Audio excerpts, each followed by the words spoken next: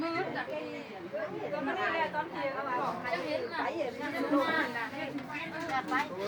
มาใช่นะหมดมาเช้าก่อนจะเอาดูหนังขึ้นมาเบิ่งเมื่อชมวิว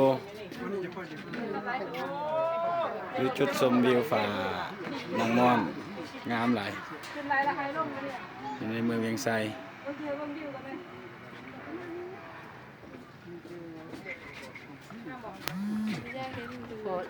อันน่ะมีความสนใจเนาะต้องการมาชมวิวจุดชมวิวในเมืองฝ่านางม่อนเมืองเวียงไซงามหลาย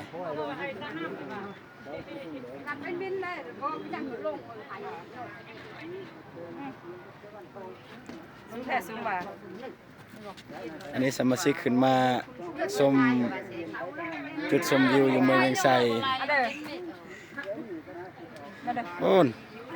มีผู้น้อยๆหนึ่งสาวนาหักนานอยู่นี่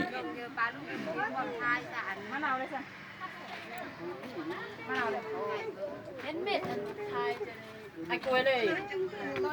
วันนี้มันอาจจะมากันสิเมื่อละลงในกินข้าวสวยแล้วกับเมื่อไอ้กล้วยเลยถ้าเรียกว่าจังชงจะไล่สด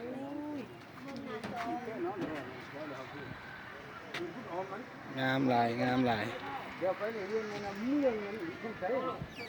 เมืองเวียงไซกำลังพัฒนาเป็นเมืองท่องเที่ยวแห่งชาติยกตีนี้กี่ละบง